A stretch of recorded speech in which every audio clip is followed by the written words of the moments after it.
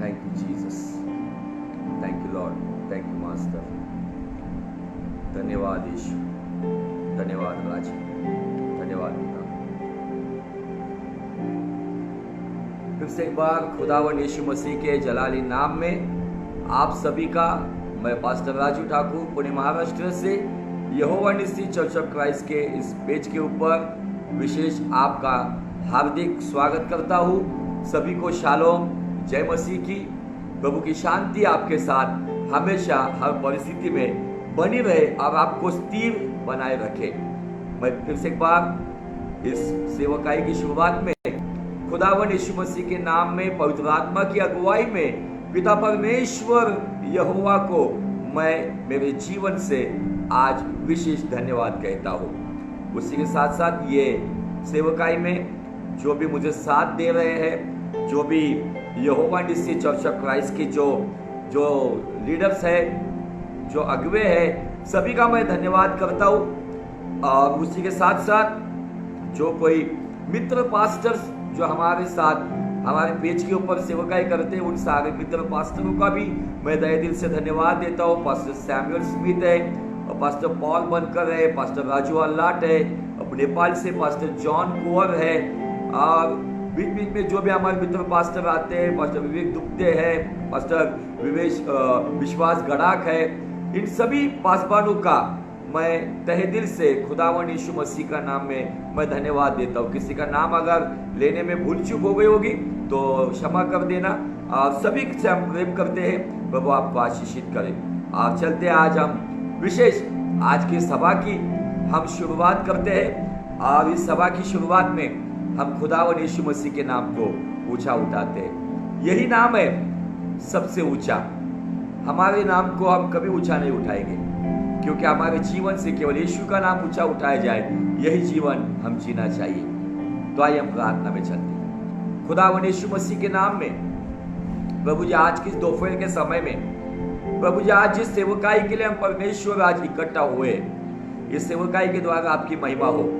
आप जिस वचन पर प्रभु ये लगातार 18वां भाग हम मनन कर रहे, इस 18वें भाग में पिता परमेश्वर आज विशेष प्रभु संतुष्टि का लाभ और सुरक्षा, इसे अच्छी तरह से समझने के लिए खुदावन आप हमारी अगुवाई कीजिए।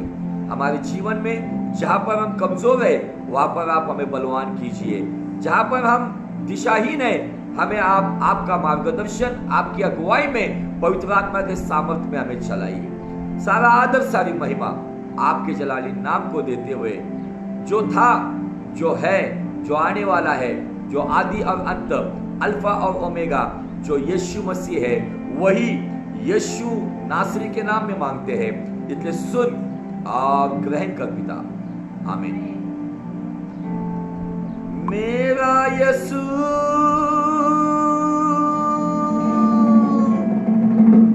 मेरा यीशु,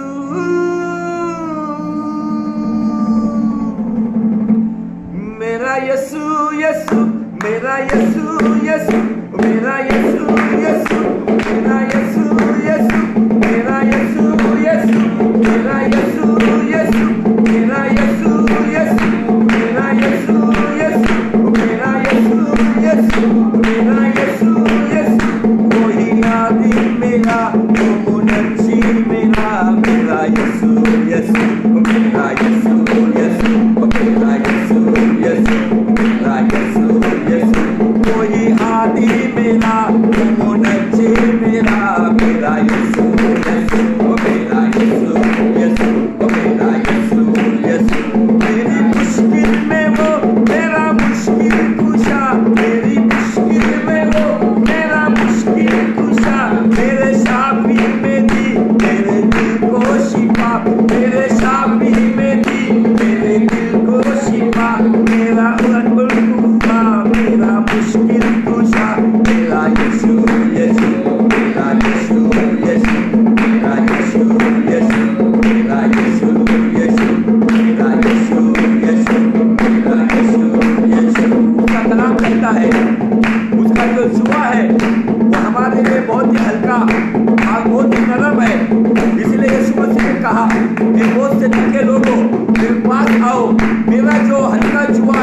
वो अपने ऊपर ले लो और आज अपना बोझ मुझ पर डाल दो।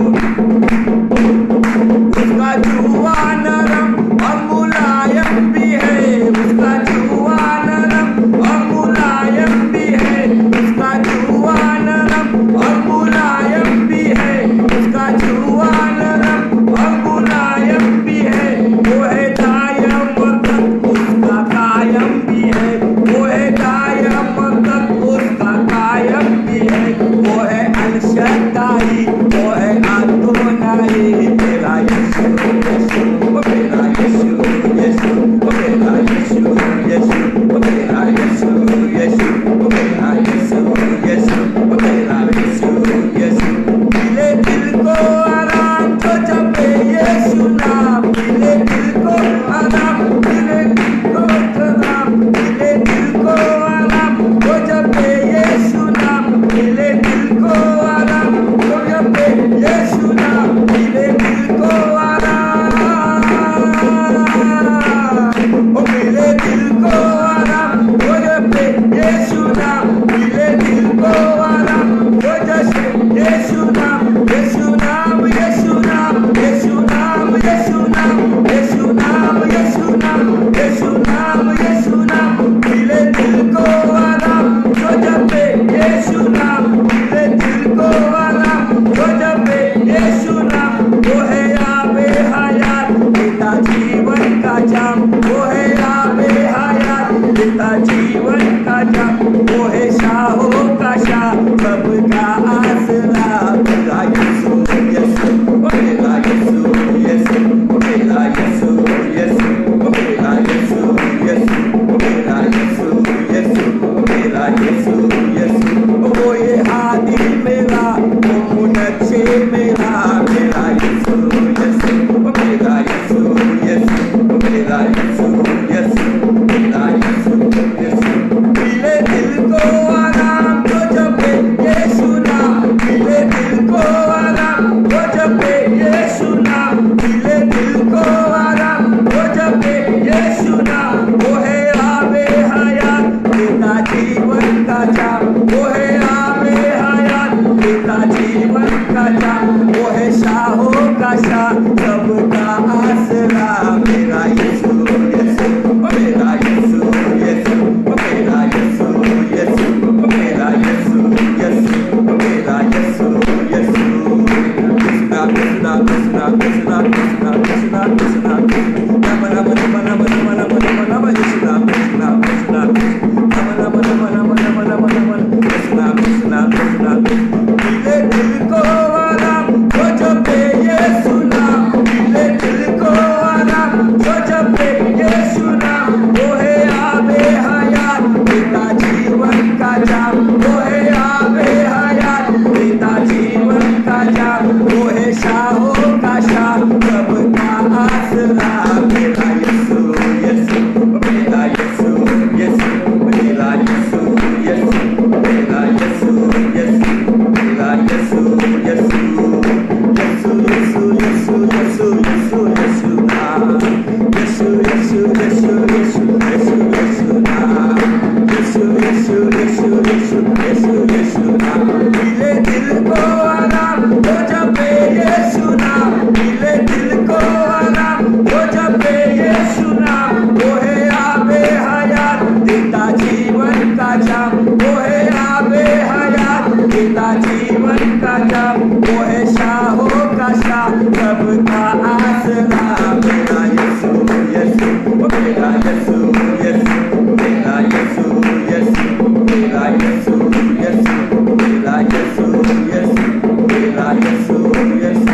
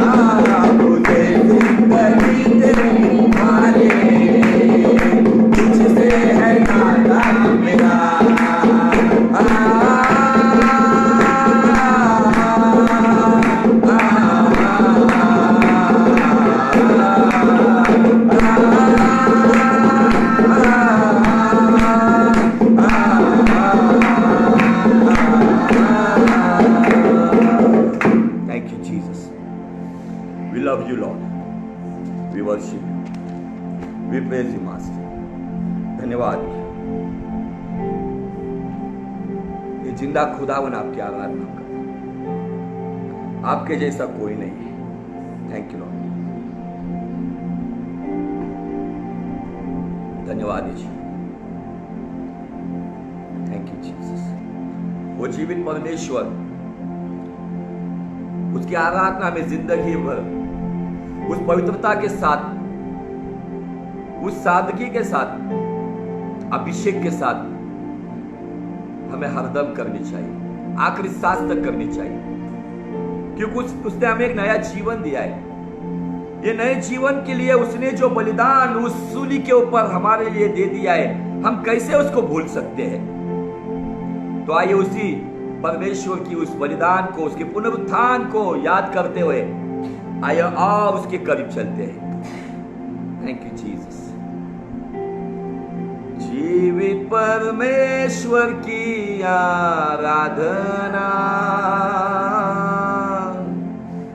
जिंदगी भर मैं करता रहूंगा। आइए इस वाक्यों को विश्वास के साथ दोहराएंगे कि प्रभु हालात कुछ भी हो, भले कोरोना वायरस हो या हमारे जीवन में मौत की हालात क्यों ना हो, भले परिस्थिति कुछ भी हो, भले हमारे जीवन में भले कुछ आज अच्छा भले ही ना घट रहा हो, लेकिन फिर भी हम यही गवाही देंगे, वो जीवित परमेश्वर की आराधना जिंदगी भर मैं करता रहूंगा। जीवित परमेश्वर की आराधना जिंदगी भर मैं करता रहूंगा। नया जीवन दिया यीशु, उस प्यार को कैसे भूलूं। नया जीवन दिया यीशु, उस प्यार को कैसे भूलूं। जीवित परमेश्वर की आराधना जिंदगी भर मैं करता रहूंगा। जीवित परमेश्वर की आराधना जिंदगी भर मैं करता रहूंगा। नया जीवन दिया यीशु, उस प्यार को कैसे भूलूं। नया जीवन दिया यीशु, उस प्यार को कैसे भूलूं। जीवित परमेश्वर की आराधना जिंदगी भर मैं करता रहूंगा। जीवित परमेश्वर की आराधना जिंदगी भर मैं करता रहूंगा। बाइबल कहती है, मैं कहाँ जाऊं, किधर जाऊं। अगर मैं आसमान में जाऊं तू वहां है, मैं समंदर के पार जाऊं तू वहां है, हर स्थान में तू विराज है परमेश्वर। कहाँ जाऊं, किधर जाऊं, हर स्थान में विराज है। यीशु नाम में मेरी मुक्ति है, यीशु नाम में मेरी शांति है, मेरा जीवन का सुख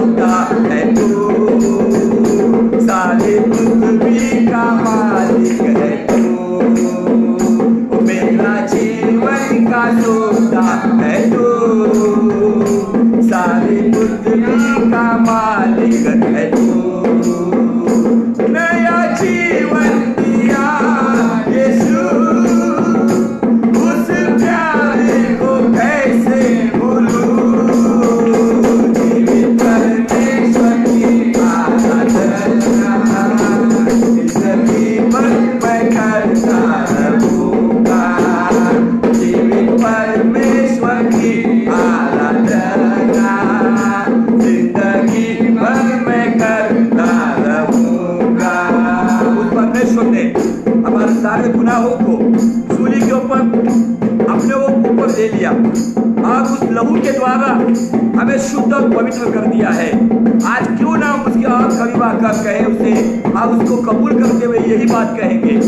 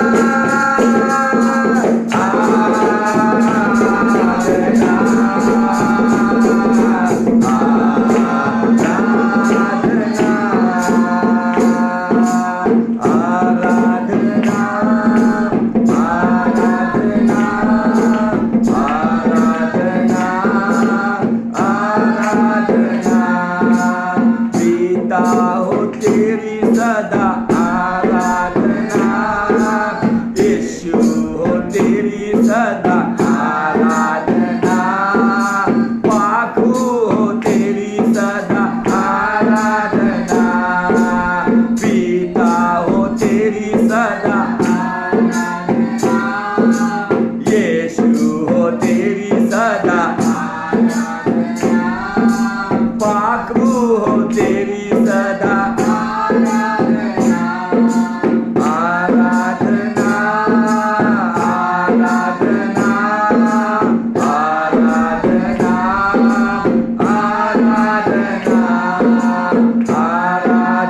आराधना आराधना आराधना आराधना।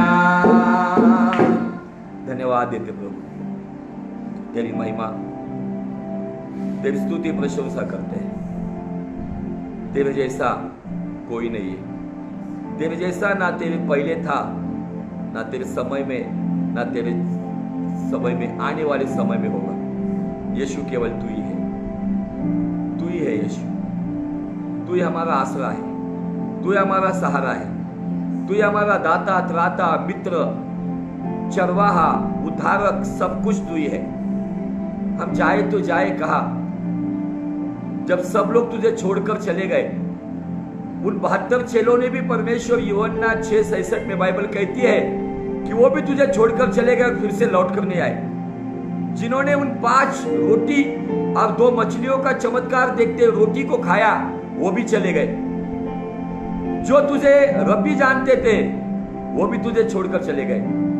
जब तूने उन 12 और की ओर मुड़कर कहा तुम भी जाना चाहते हो तो जाओ, तब पतरस उठकर कहता है प्रभु तुझे छोड़कर जाए तो जाए कहा, जीवन के वचन तो तेरे पास है। वो जीवन का वचन जिसके द्वारा सब कुछ अस्तित्व में आया है, वो आज हमारे साथ है। भले आज अस्तित्व में हमारे लिए कुछ अच्छी बातें नहीं है, लेकिन हम विश्वास करते हैं वो जीवन का वचन अस्तित्व में लाने के लिए सामर्थ्यशाली है। हम अपने हाथों को अपने आप को तेरे हाथों में समर्पित करते हैं और विनती करते कि आज हमसे बात कर। जो हमारे जीवन में कमी घटी है उसे आज तू भर दे और तेरे कलाम के द्वारा फिर से प्रभु जी आज तो हमसे बात कर।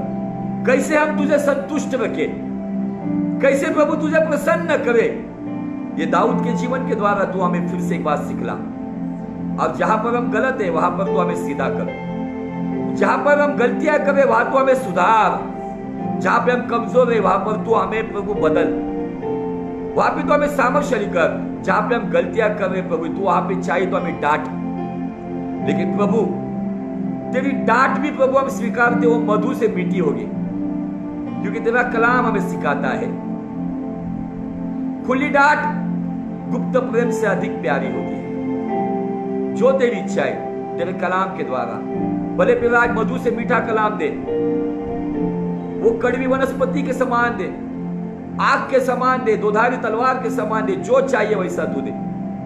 लेकिन एक ही होने दे कि आज के कलाम के द्वारा हम दाऊद के जैसा हर दम, हर क्षण, हर पल, हर सेकेंड को तुझे संतुष्ट करने वाली, तुझे प्रसन्न करने वाली संतान हम बने, ऐसा तू हमें बना।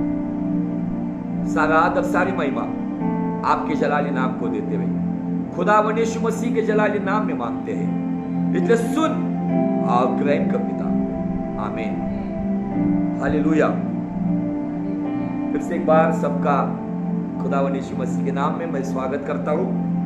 और अजीजों जिस वचन के ऊपर हम अध्ययन कर रहे वो वचन है भजन संहिता 18 और वचन 19। और इस वचन के द्वारा हम दाऊद के जीवन से देख रहे, ये 18वां भाग है। देखते देखते दाऊद के 18 भाग हो गए और मैं विश्वास करता हूं कि ये जो कलाम आ रहा है ये कलाम निश्चित आपको बहुत ही बहुतायत से आशीषित कर रहा है और आपके जीवन को छू रहा है। शायद कुछ कलाम में आपको हिदायत मिली होगी, शायद कुछ संदेशों में आपको उत्तेजना मिली होगी, कहीं पर डांट मिली होगी, लेकिन ये सभी बातें मिलकर रोमियो 8:28 के अनुसार परमेश्वर से प्रेम करने वाले उसकी बुलाहट के अनुसार बुलाए गए लोगों के लिए ये सभी बातें भलाई को उत्पन्न करती है या भलाई को पैदा करती है। अगर कुछ चीज पैदा होती है ना तो वहां पर उस पैदा होने वाली जच्चा की पीड़ा होती है, शायद उस पीड़ाओं में सब जा रहे हैं, लेकिन जो निष्पन्न होगा, जो पैदा होगा, जो उत्पन्न होगा, वो निश्चित और निश्चित यीशु नासरी के नाम में मैं डंकी की चोट पे कहना चाहता हूं, आप सभी के लिए भलाई को उत्पन्न करेगा। आमीन। इसलिए हारना नहीं, पीछे हटना नहीं, या छोड़ना नहीं, हिम्मत को टूटना देना नहीं, अपनी आशा से निराशा में जाना नहीं। उस परमेश्वर पे विश्वास करो जिसके बारे में इब्राहिम कहते हैं, आशा के लिए जगह ना होने के बावजूद भी इब्राहिम ने आशा से विश्वास किया, इसीलिए उसे बहुत राष्ट्र का पिता कहा गया। हालेलुया। तो आपको आशा छोड़नी नहीं है। हालेलुया। तो चलते उस कलाम की ओर जहां पर बाइबल कहती है, भजन संहिता 18:19 में, उसने मुझे चौड़े स्थान में पहुंचाया, उसने मुझे छुटकारा दिया, क्योंकि वो मेरे विषय में प्रसन्न था। आज हमारे जीवन का मकसद यही रखो कि कुछ भी हो, खुदावन मेरे जीवन में दुख में करूं मैं तेरी आराधना, सुख में करूं मैं तेरी आराधना। मुझे आपको बताना है, शायद कोरोना वायरस के वार्ड में से कोई अगर ये वीडियो को देखेगा तो उस कोरोना वायरस के वार्ड में जिस बेड पे आप है ना, वहां पर भी हाथ उठाकर कहो, बीमारी में करूं तेरी आराधना, चंगाई में करूं तेरी आराधना, मेरे यीशु तहे दिल से तेरी आराधना। ये बात जब आप करोगे ना, शैतान के मुंह पर एक ऐसा मुक्का मारोगे आप कि वो आपके ओर से 10 कदम दूर चला जाएगा। तो ये वायरस क्या चीज है? आपको इस हालात में आपको हिचकिया का रोल करना होगा। हिचकिया राजा कहता है, ये पीड़ा मेरी भलाई के लिए आई है, ताकि मैं मेरे खुदावन की भलाई को जान सकूं। आज आपको हिचकिया को राजा को याद करना होगा, जो यशायाह नबी के किताब में 38 अध्याय में अपने भजन में लिखता है, ये पीड़ा मेरे लिए इसलिए आई है कि मैं खुदा की भलाई को जान सकूं। अब वो सच में भला है, उसकी करुणा सदा की है, वो कभी ना छोड़ता, कभी ना त्यागता। तो आइए उस खुदावन के वचन की ओर जब हम चलते हैं, तो हमने दाऊद के जीवन का ग्राफ देखा है, और उस ग्राफ को मैं मैसेजेस कभी ज्यादा लिखता नहीं हूं, लेकिन उस ग्राफ को मैंने एक 18 तरीकों से देखा हूं। अब उस ग्राफ को जब मैं देखता हूं ना, तो उसकी शुरुआत होती है, मैं ग्राफ को समझ लो ईसीजी, जो मॉनिटर चलता है आईसीयू में, ऊपर नीचे जो लाइनें चलती है, ये बताती है इंसान जिंदा है, शायद हाई बीपी या लो बीपी है, लेकिन जिंदा है। अगर वो लाइन सीधा चलती तो समझ में आता है कि इसका जीवन खत्म हुआ है। कभी कभी आपके जीवन में, मसीह जीवन में अगर उतार चढ़ाव नहीं आता है, तो मसीह जीवन ही नहीं है। मसीह जीवन चुनौती का जीवन है। परमेश्वर के महान दास बिली ग्राहम कहते हैं, जो मसीह जीवन जीता है वो हर दिन चुनौतियों का और संकटों का और खतरों का सामना करते हैं। जिनके जीवन में चुनौती नहीं है, उनका मसीह जीवन ही नहीं है। शायद फिर आपकी पारिवारिक चुनौती होगी, पति की चुनौती, पत्नी की चुनौती, बच्चों की चुनौती, सेवकाई की चुनौती, नौकरी में चुनौती, बिजनेस में चुनौती, ये सारी चुनौती में जब आपका ग्राफ कभी ऊपर जाता है, कभी आप ऊंचे आते, कभी आप नीचे जाते, आपको ये समझना है कि आप मसीह में चल रहे हो।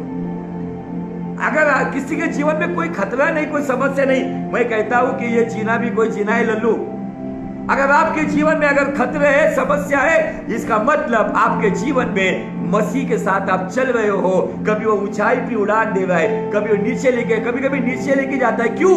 क्योंकि हम उसकी महिमा को जान सके, आप उसकी भलाई का वर्णन अपने जुबान से कर सके। सुख में करूं मैं तेरी आराधना, दुख में करूं मैं तेरी आराधना, मेरे यीशु तेरी आराधना, गरीबी में करूं तेरी आराधना, अमीरी में करूं तेरी आराधना, मेरे यीशु तेरी आराधना।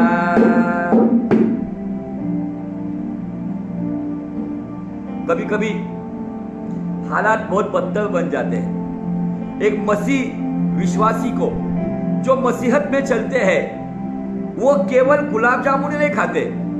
जब उनको कड़वा प्याला पीना पड़ता है ना, तब वो कड़वा प्याला भी, जैसे गेत्सेमानी बाग में वो कड़वा प्याला यीशु मसीह ने पिया, कभी कभी ये कड़वा प्याला भी पीना पड़ता है।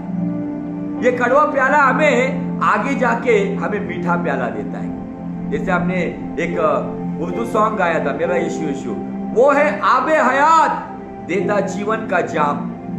आबे हयात मतलब वो जीवन का सोता तुम्हें और मुझे जीवन का जाम देता है। शायद आज आपके जीवन में, आपकी परिस्थितियों में कहीं ना कहीं आज समस्याओं में आप घिरे हुए। क्या आपकी फैमिली प्रॉब्लम्स है? क्या आपकी फाइनेंशियल प्रॉब्लम है? आप आर्थिक संकट से गुजर रहे हो? मुझे आपको बताना है, इन सभी हालातों में आपको यह गवाही देनी होगी, गरीबी में करूं तेरी आराधना, अमीरी में करूं तेरी आराधना, मेरे यीशु तेरी आराधना। पौलुस रोमियो के 8वें अध्याय में अगर 38 वचन से आगे पढ़ोगे तो वो कहता है, ना भूख, ना तलवार, ना नंगापन, ना निंदा, ना कलेश, ना कोई भूख समस्या, ना जीवन, ना मृत्यु, ना स्वर्गदूत, ना शैतान, ना ऊंचाई की बातें, ना गहराई की बातें, ऐसी कोई भी चीज मुझे मसीह के प्रेम से अलग नहीं कर सकती है। हालेलुया। हमारे जीवन में भी कभी कभी ये हालात आती है, कभी कभी हमारा आत्मिक जीवन का ईसीजी ग्राफ जो है ना, वो कभी कभी नीचे जाता है। अब जब नीचे जाता है ना, उस वक्त हमें संभलते हुए, खुदा के खिलाफ कुछ भी बात ना करते हुए, उस हालात में भी यीशु तेरी जय जयकार करते हैं। जितना आप समझो, परमेश्वर अगर आपके साथ परिस्थिति आपको 20 फीट नीचे लेके जाती है, लेकिन उस परिस्थिति में अगर आप बने रहते हो, आप 200 फीट ऊंचे उड़ते हो। हालेलुया। अब ये सब बातें आपके जीवन में भलाई को पैदा करेगी। अब इसी बात के ऊपर हम दाऊद के जीवन से ये 18वां भाग देख रहे हैं। अब दाऊद का ग्राफ मैं बताकर फिर आज के टॉपिक में जाऊंगा। ग्राफ को समझ लो। दाऊद की पहचान बताई गई, एक साधारण चरवाहा, लेकिन एक शाम को उसके लिए मैसेज आया, जो मैसेज कभी उसके लिए नहीं आता था, कोई उसकी सुधी नहीं लेता था। दाऊद जंगल में कैसे जाता है, क्या खाता है, आने के बाद उसके लिए कोई इंतजार भी नहीं करता था। लेकिन एक शाम आई, एक साधारण चरवाहा, उस देश का महायाजक, उस देश का भविष्यवक्ता, उस देश का न्यायी जज शमूएल के हाथ से भावी राजा का अभिषेक लेता है। हालेलुया। वो अभिषेक मिलने के बाद दाऊद के अंदर हवा नहीं घुसती है, हाँ मैं राजा हूं। उसके बाद दाऊद, बाइबल कहती है, फिर से भेड़े चढ़वाने के लिए चला गया। उसके बाद उसको एक शाम फिर से मैसेज आता है, शाऊल राजा को दुष्ट आत्मा की तकलीफ है। तो दाऊद जाकर वीणा बजा, उसको फिर से उसका ग्राफ थोड़े ऊंचे ऊपर आ गया, वो वीणा बजाने वाला बन गया। वीणा बजाते बजाते शाऊल को बहुत राहत मिल गई, शाऊल को बहुत एकदम छुटकारा महसूस हुआ, शाऊल को उस दर्द से, पीड़ाओं से छुटकारा मिला। शाऊल ने उसे क्या किया, शाऊल ने उसको अपना शस्त्र वाहक बना दिया, ग्राफ ऊपर गया फिर से। फिर ऐसे हुआ जब हम देखते हैं कि पहले शमूएल 17 अध्याय में जब गोलियत आके ललकारता है, फिर से परिस्थिति बदल, फिर से दाऊद को घर भेज दिया गया, फिर से वो भेड़ बकरियां लेके साधारण चरवा नीचे गया ग्राफ। फिर से एक बार वहां पे उसको और नीचे जाना पड़ा। जिन भाइयों के सामने दाऊद को भावी राजा बोल के अभिषेक किया था, वही भाइयों के लिए दाऊद को टिफिन बॉय का काम दिया गया। उस रोटी की गठड़ी और उस पनीर की गठड़ी उठाकर दाऊद उस दिन और नीचे गया, अपने भाइयों को रोटी देने के लिए चला गया। फिर उसी जगह पर दाऊद का ग्राफ और ऊंचे आ गया। दाऊद को शाऊल के सामने लेकर गए, एक योद्धा बोलकर, कोई लड़ने के लिए तैयार नहीं था गोलियत से, लेकिन दाऊद का, महाराज आपका दास जाएगा और उससे लड़कर उसका सर कलम करेगा। वो योद्धाओं के ऊपर आया और योद्धा के बाद वो जयवंत योद्धा बन गया गोलियत को मार के। देखो आप कैसे कैसे ग्राफ। उसके बाद जैसे वो गोलियत को मार के आता है, उसको योनाथन अपने वस्त्र पहनाता है, अपनी तलवार देता है। दाऊद जाते वक्त एक साधारण वस्त्र पहनकर एक साधारण नौजवान बनकर गया था, लेकिन जब वो बेथेल में आया ना, जब वो बेथलेहम में आया ना, जहां पर वो पनीर की गठड़ी और रोटी की गठड़ी लेकर गया था, उसी बेथलेहम में एक राजशाही, एकदम शाही रथ के अंदर बैठकर आया और राजकुमार के नाई, हाथ में तलवार, धनुष, राजकुमार के वस्त्र पहनकर बेथलेहम ने देखा। जाते टाइम तो ये साधारण था, आते टाइम तो ये राजकुमार हो गया। हालेलुया। आज परमेश्वर आपको भी इसी तरीके से बनाना चाहता है। फिर उसके बाद उसको फिर से शाऊल बुला के लेता है और उसे फिर से ग्राफ ऊंचे लेकर जाता है। वो योद्धाओं का प्रधान बन गया, योद्धाओं का प्रधान। ये पूरा मेरे स्पिरिट में आ गया। मैं भले ही पेपर पे लिखा हूं, लेकिन मेरे स्पिरिट में आ गया कि दाऊद का ग्राफ कैसा है। मुझे आपको एक बात बताना है, आपको प्रोसेस में से जाकर आपको आपका जो भी आपने जो लक्ष्य बनाया है ना, उस लक्ष्य को प्राप्त करने के लिए उस प्रोसेस में से गुजरना होगा। एक रात में धनवान नहीं, रात में आपको सब कुछ मिलेगा नहीं। खुदावन हमें उस प्रोसेस में लेके जाता है। उस प्रोसेस में जाकर हम उस अंतिम मुकाम पे पहुंचते हैं जहां पर खुदावन हमें लेके जाना चाहता है। कुछ लोग एक रात में ही करोड़पति होना चाहते हैं, इसीलिए नीति वचन कहता है जो अचानक से आने वाला धन है, जो एक रात में आने वाला धन है, उस व्यक्ति का नाश करता है। कतरा कतरा जो जमाया जाता है वही एक समंदर के साथ चलता है। हालेलुया। अब जब योद्धाओं का प्रधान हो गया, शायद उन योद्धाओं में उसके भाई होंगे, शमा होगा, अलियाब होगा, लेकिन दाऊद योद्धाओं का प्रधान बन गया। और उसी वक्त जब वो, यहाँ पर बहुत सुंदर बात आपको बताना चाहता हूं, योद्धाओं का प्रधान हो गया, तब वो तलवार के साथ लड़ता था। और उसके बाद तुरंत दाऊद जब शाऊल के पास आया तो उसने देखा शाऊल रबा रबा कर रहा है अन्य भाषा में, लेकिन वो दुष्ट आत्मा से पीड़ित है। वहां पे उसने क्या किया, अपनी तलवार को रख दिया और गिटार को ले लिया, वीणा को ले लिया और लेके बजाना शुरू हो गया, आराधना करना शुरू हो गया। उस वक्त वहां पे शाऊल उसको 2 बार भाल के साथ दीवार में घुसाना चाहता था, लेकिन दाऊद 2 बार बच गया। क्यों बच गया? भजन संहिता 18:19 कहता है, उसने मुझे चौड़े स्थान में पहुंचाया, योद्धाओं का प्रधान बनाया, उसने मुझे शाऊल के हाथ से छुड़ाया, क्योंकि वो मेरे विषय में प्रसन्न था। सवाल आपकी ओर है कि आपके विषय में आपका खुदावन प्रसन्न हो, ऐसा आपका व्यक्तिगत जीवन जी रहे हो आप? ऐसे आपकी चाल चलन है? इस तरीके से आप चल रहे हो तो डरने वाली कोई बात नहीं है। ये कोई महामारी हो, दुष्ट का कोई महाजाल हो, कोई भी समस्या हो, फाइनेंशियल प्रॉब्लम हो, फैमिली प्रॉब्लम हो, इन सब समस्याओं से दाऊद का खुदावन तुम्हें चौड़े स्थान में पहुंचाएगा और तुम्हें छुटकारा भी देगा। हालेलुया। फिर उसके बाद शाऊल को दाऊद का डर बैठ गया, शाऊल को दाऊद का डर बैठ गया, इसलिए शाऊल ने उसको उस राज्य का सेनापति बना दिया। सेनापति होने के बाद फिर से एक बार वो फलिस्तियों का युद्ध जीत कर आया। फिर से एक बार उसने तलवार को रखा, वीणा को लिया और फिर से तेरी स्तुति मैं करूं, आराधना करूं, ये गाना गाते हुए वो शाऊल के लिए वहां पे वीणा बजा रहा था। वहां पर भी शाऊल ने उसको भाला को फेंक कर मारा, लेकिन दाऊद वहां से निकल गया। यहाँ पे महत्वपूर्ण बात क्या है पता है? आजकल के दाऊद केवल वीणा बजा रहे, लेकिन उनके हाथ में ये 4x6 की तलवार नहीं है। आजकल के दाऊदों को गाने के आलाप अच्छे आते हैं, आजकल के दाऊदों को कॉर्ड्स अच्छी तरीके से आते हैं, उनको गाने बाय हार्ट है, लेकिन उनको वचन बाय हार्ट नहीं है, जिसे वचन की तलवार कहा गया है। इफिसियों की पत्री में पौलुस कहते हैं, विश्वास की ढाल और आत्मा की तलवार खुदा का वचन अपने हाथ में ले लो।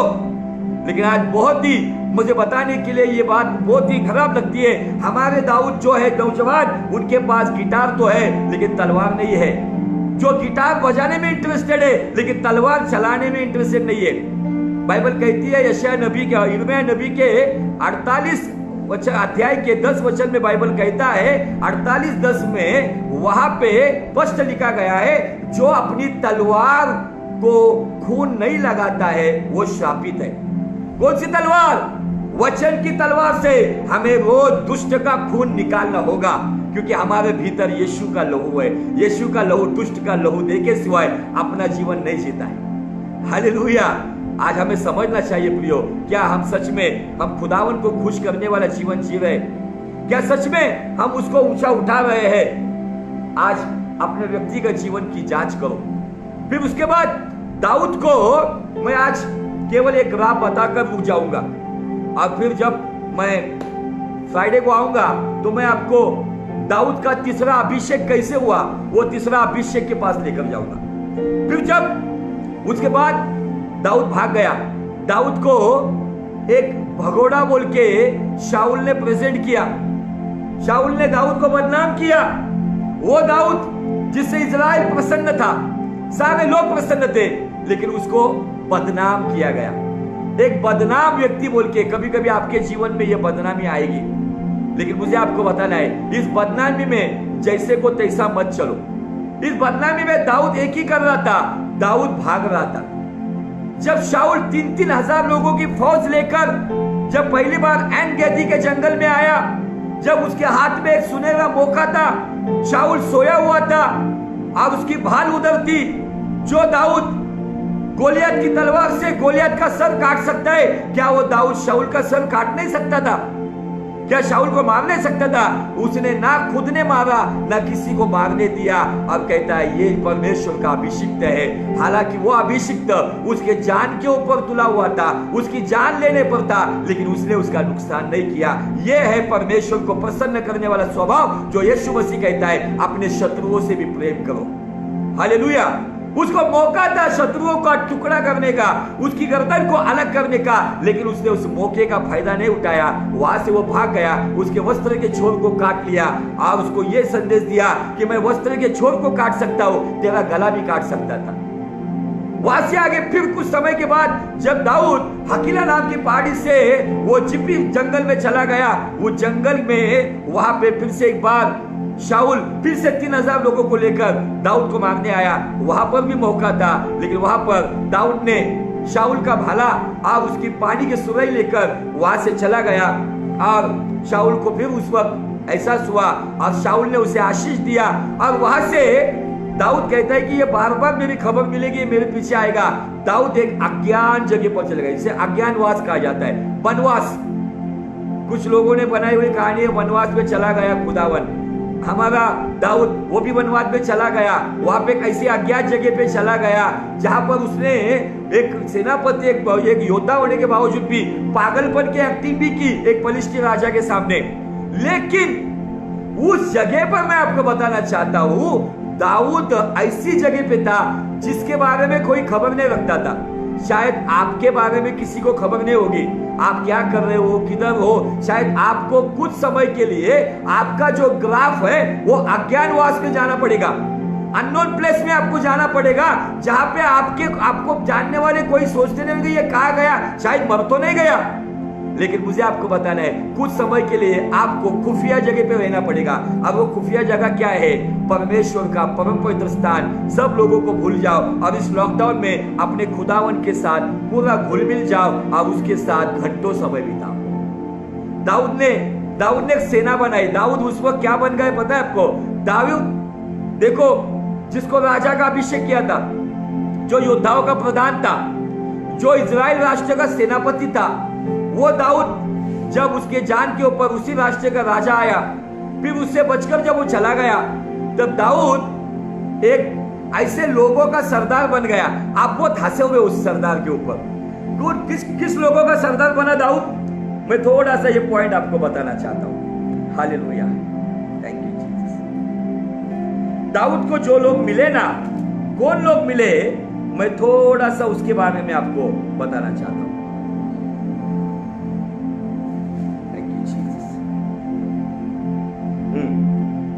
पहला शामुएल उसका 22 अध्याय। पहले 400 लोग मिले दाऊद को। दाऊद की सेना में कौन थे ना, वो सुन लो। दाऊद जिस कबीले का सरदार था ना, उस कबीले के लोग जो योद्धा बोलकर अमालिकियों के साथ युद्ध करने के लिए दाऊद के साथ जाते थे, वो योद्धा कैसे थे? 3 कैटेगरी के लोग हैं। नंबर 1, और दाऊद वहां से चला और बचकर अदुल्लाम की गुफा में पहुंच गया। यह सुनकर उसके भाई वरन उसके पिता का समस्त घराना वहां उसके पास गया और जितने संकट में पड़े थे। नंबर 1, दाऊद जिस कबीले का सरदार था, वो लोग संकट में पड़े हुए लोग थे।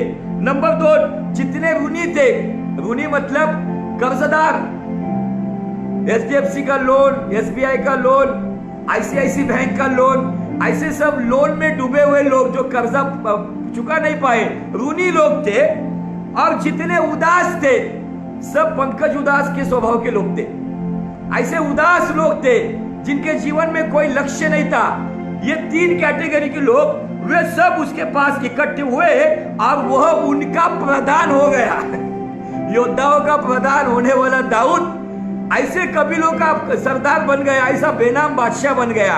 जिसके कबीले में ऐसे लोग थे जो संकटों में घिरे हुए थे, जो कर्जे में थे, जिनके सर के ऊपर कर्जों का बड़ा बोझ था, और ऐसे लोग थे जो उदास थे, ऐसे लोगों का प्रदान हो गया। जब मैं मिनिस्ट्री में जब शुरुआत के समय में जब मैं चल रहा था, तो परमेश्वर ने मुझे भी ऐसे ही लोग दिए थे। जैसा एक उदाहरण मैं आपको देना चाहता हूं। अगर गन्ने का जूस आपने पिया होगा, तो गन्ने का जूस जब पिया जाता है तो उस गन्ने का जूस पिलाने वाला, निकालने वाला उस गन्ने को इतनी बार उस मशीन में डालता है जब तक उसका आखिरी बूंद जूस का निकलता नहीं, तब तक वो डालते रहता है, पूरा निचोड़ देता है उसको और फिर उसको फेंक देता है। मेरी सेवकाई में शुरुआत के समय में ऐसे ही लोग मिले थे, संकट में घिरे हुए, कर्जे में डूबे हुए, उदास जीवन जीने वाले। लेकिन धन्यवाद देता हूं खुदावन को, उन्हीं उदास लोगों को परमेश्वर के भरपूरी के आनंद में लाने के लिए, उन्हीं संकटों से घिरे हुए लोगों को संकटों से उभरने के लिए, उन्हीं कर्जों में डूबे हुए लोगों को कर्जा देने तक बनाने के लिए खुदावन ने दाऊद के जैसा मेरा इस्तेमाल किया। इसलिए मैं सारा आदर यहोवा परमेश्वर को यीशु मसीह के नाम में और पवित्र आत्मा की अगुवाई में देता हूं। हालेलुया। दाऊद की सेना को मैं जो देखा, मैं बहुत हंसा, मुझ पर हंसी आई और मेरे व्यक्तिगत जीवन में मुझे प्रोत्साहन मिला। अरे इतना बड़ा सेनापति था, उसको ऐसे लोगों का कबीले का सरदार बनाया गया जिनकी हालत पूरी बिगड़ी हुई थी। जैसे दाऊद खुद वहां पे एक प्रकार से एक विवस्त्र था, अब उसके पास भी विवस्त्र लोग आ गए, अब ऐसे लोगों का सरदार दाऊद बन गया। लेकिन मुझे आपको बताना है, आप कैसे भी हो, कौन से लोगों के साथ हो, किस हालात में हो, डजंट मैटर, आप एक ही करो जो दाऊद करता था। उसने मुझे चौड़े स्थान में पहुंचाया, उसने मुझे छुटकारा दिया, क्योंकि वो यहोवा मेरे विषय में प्रसन्न था। हालेलुया। उस हालात में पलिश्तियों के उस देश में दाऊद ने अपनी एक सेना बनाई। उस सेना को देखकर पैलेस्टाइन के लोग हंसते होंगे, अरे ये लोग, अरे ये संकट में गिरे हुए लोग, मुझ पर भी हंस रहे थे लोग। लेकिन मैं प्रभु को धन्यवाद देता हूं कि उन्हीं लोगों के साथ पुणे में स्लम मिनिस्ट्री में परमेश्वर ने मुझे लगातार 10 साल चलाया और उन्हीं लोगों की द्वारा परमेश्वर ने हमें संभाला भी। ऐसे लोग जो लोगों का कूड़ा करकट निकलते झूठन साफ करते, उन्हीं लोगों की 100 रुपए की ऑफरिंग के ऊपर हम सेवकाई में खड़े हो चुके। हालेलुया। आज ये बातें मुझे बहुत आशीषित करती है और मैं दाऊद के इस व्यक्तिगत जीवन में जब देखता हूं, यही लोग आगे जाके और 200 लोग मिल गए, 600 लोगों की सेना लेकर दाऊद एक कबीले का सरदार बन गया, एक बेनाम बादशाह हो गया। आज मुझे आपको बताना है, शायद आपके जीवन में शायद कुछ अच्छी स्थिति नहीं है, शायद आपके आसपास कुछ अच्छे लोग नहीं है, शायद आपका पति कर्जे में होगा, आपकी परिस्थिति हालात पूरी बिगड़ी हुई होंगी। लेकिन मुझे आपको बताना है, इस हालात में अगर आप बने रहोगे, यही बेनाम बादशाह यहूदा के प्रांत में हेब्रोन में जाके यहूदा का राजा बन गया। हालेलुया। आज आपको इन बातों के ऊपर गौर फरमाना होगा। मेरा समय खत्म हो रहा है। इस समय में मैं आज आपको प्रोत्साहित करना चाहता हूं और यह प्रोत्साहन यह है, हालात क्या है उसे देखकर चिंता मत करो, कर्जा कितना बड़ा है उसे देखकर चिंता मत करो, आज पति साथ दे रहा है नहीं दे रहा है उसे देखकर भी चिंता मत करो, पत्नी साथ दे रही नहीं दे रही, बच्चे साथ दे रहे नहीं दे रहे, उसको देख के भी चिंता मत करो। चिंताओं को दूर करने वाला, उस बुरी हालात में ऐसे लोगों के साथ चलने वाला दाऊद अपने समय में, अगले फ्राइडे को जब मैं आऊंगा तब मैं हेब्रोन अनॉइंटिंग और जायन अनॉइंटिंग को आपको बताऊंगा कि परमेश्वर ने किस तरीके से दाऊद को ऊंचा उठाया। लेकिन आज इस 18वें भाग में मैं आपको बताना चाहता हूं, उस छोटे से कस्बे में रहने वाला दाऊद एक साधारण चरवाहा से लेके एक योद्धाओं का प्रधान होकर, सेनापति होकर, जंगल में मारा फिरने वाला, लोगों के दृष्टिकोण में भगोड़ा बना हुआ, बलवा करने वाला, अलगाव के साथ चलने वाला, विद्रोही उसको कहा गया। उस दाऊद को एक ऐसे लोगों का झुंड मिला जो खुद खत्म हुए लोग थे, सारी उनका जीवन का अस्तित्व खत्म हुआ था। उन लोगों को लेकर दाऊद ने अपना साम्राज्य खड़ा किया। इसलिए दाऊद, परमेश्वर का कलाम क्या कहता है, कोरिन्थियों की पहली पत्री 1 अध्याय वचन 28 में, बलवानों को लज्जित करने के लिए परमेश्वर कमजोरों का इस्तेमाल करता है।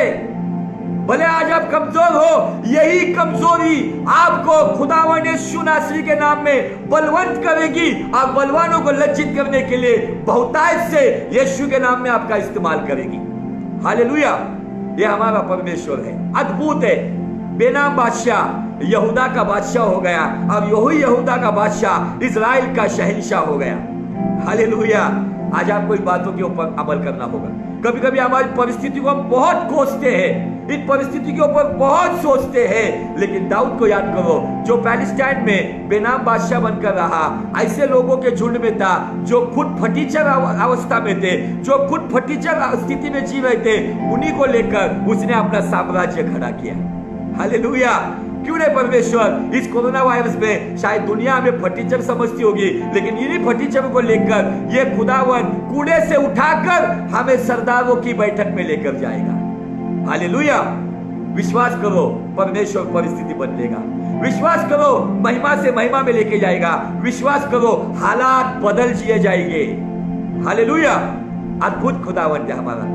मैं इस वचनों से बहुत आशीषित होता हूँ। मैं किसी के मीठे मीठे बोलने से आशीषित नहीं होता हूँ। जब खुदा का कलाम मुझे ज्वलंत करता है, खुदा का कलाम मुझे एनकरेज करता है, तब मैं खुद आशीषित होता हूँ ना वचन से, तब मैं वो वचनों को आपके सामने लेकर आता हूँ। मेरा कलाम किसी का डाउनलोड किया हुआ मैसेज नहीं होता है, मेरा कलाम खुद परमेश्वर मुझे आशीषित करता है। ये मेरा व्यक्तिगत अनुभव है, मैं वो अनुभव देता हूँ। हालेलुया। आज खुदावन आपसे बहुत प्रेम करता है। तो आजीजों, इन परिस्थिति में बने रहो, अपने परमेश्वर के साथ बने रहो।